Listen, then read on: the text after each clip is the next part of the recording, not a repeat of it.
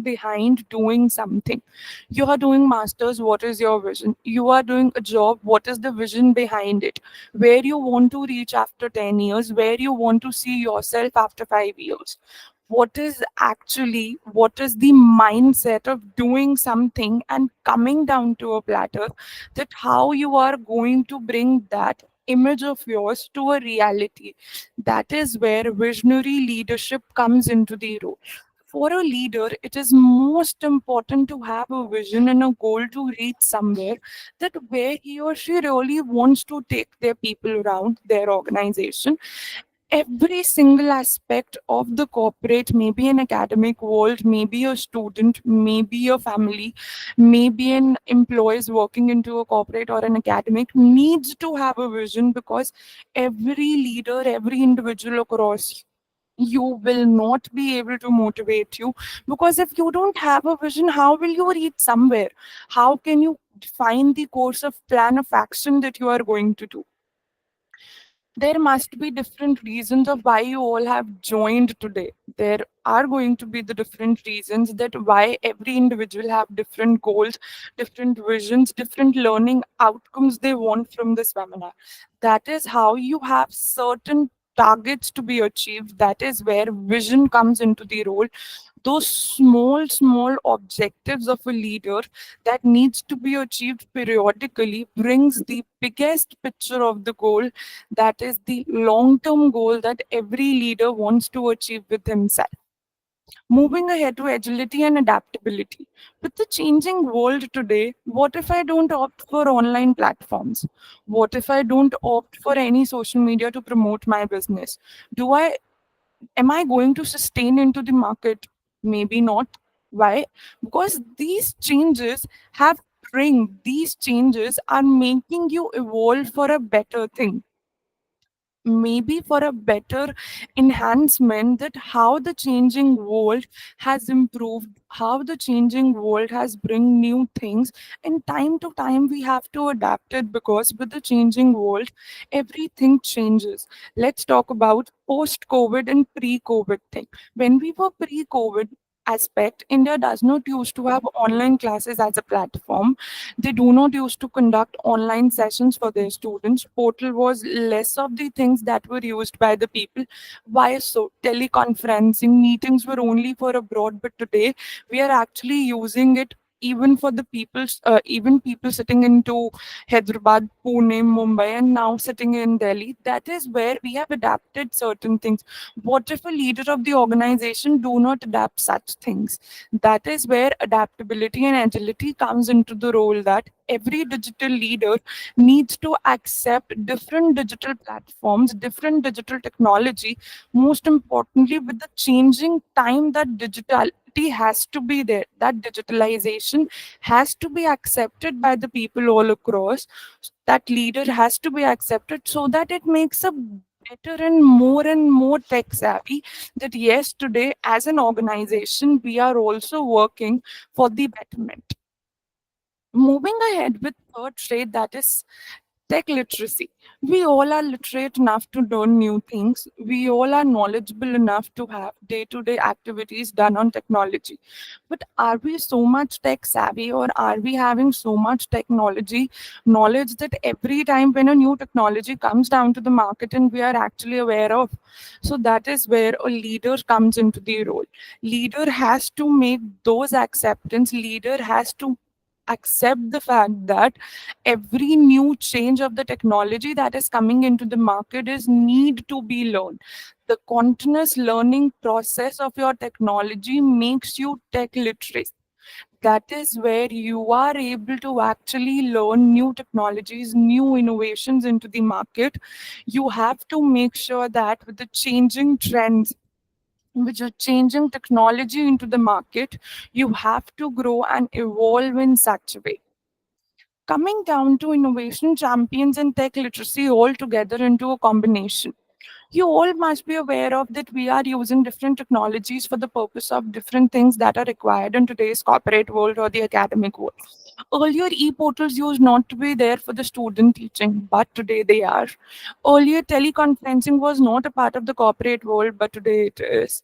Earlier, doing jobs through corporate getting jobs through corporate portals was one difficult task, but now it is quite easy. Earlier, face-to-face interviews were a target, but today they are really not. Today, people tend to shortlist it as first step to be a teleconferencing interview, or maybe a telephonic interview, or maybe a web conferencing. That is where innovations have come into the market, and that is where we have started knowing that these technological shifts are there and new innovations have come into the market. What actually this technology and innovation help us, how they are making us, how they have actually evolved the leader, what has made leader to opt all this, that is where comes to the next stage, that is data, the new oil into the market. Basically, what oil help us, if we talk about, you are putting oil in your hairs to grow down your hairs, really good. When you use oil in your machinery, it helps you to give a better and performance. When we talk about oil in technology and innovation or in digital world, it acts as the best source and to help us know what sort of decisions we can take, that is data driven decisions that help us. How data driven decisions are much more now preferred by their leaders but not their instincts or intuitions, that is where human biases comes as a factor. If a digital leader knows about that he has achieved this percentage of target in the previous session, they might achieve much more of your target in next session. How come? That number of difference that comes, that is the data that you have. Data helps you to have predictive analysis of knowing that how this helps you to shift from A to B and how this evolution of changes have come across. Data driven technologies, data driven methods have made it much more easier for us, much more helpful for us to make decisions. And most importantly, let's talk about us as normal humans, how data is helping not only leaders but us also. We tend to know that our phone battery right now is draining up to 20%. We tend to use less of our phones. What is that? The number of 20 help us to know that our phone battery is draining and we have to use it less so that we have a better, if we haven't reached home, we can reach on time and charge our phones. That is how our phone data becomes. We have photos in our phones, Gmail accounts are there, we have WhatsApp into our phones, have n number of word files, PDFs, or hold this data help us to know that what we have communicated to the individual, where we have reached as of now, all these things, all this data help us to or phone data, the smallest thing that we have, phone data might barely help us to have any information, but we tend to remember one thing, that today if I own a phone of 120 GB and my data is so much that it is not helping me out in storage, next time when I purchase a phone, I better bought a bigger phone because with more GB, so that it helps me to have more of my data so that I can have that information. That data brings a shift to the required information. We in academics use different data, one data for different purpose. What is that? That data helps you to fetch that information for the leader to know that where we really stand, how long our vision is still there throughout the journey, that how much time and how much span it is going to help us, that how long we still have to wait for it, how much time we are going to take to reach the bigger picture that we have set for ourselves. That is why I said that digital transformation is not a destination, it is a journey that is oiled by the data. And that is where leader plays a role of voluntarily followed by the people, but not making by force on the people. Coming down to last digital trait, that is collaborative mindset. What we are actually doing right now, that we are collaborating with each other. We as individuals collaborate by communicating, by sharing our thoughts. That is the most important trait that leader should have, because every individual have different sides of seeing one thing.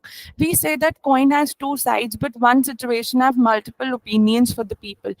that is where collaborative mindset help you to come down to a decision, because another individual's perspective might give you a better viewpoint, might give you a better picture of achieving that, where we are and how we can reach to that goal.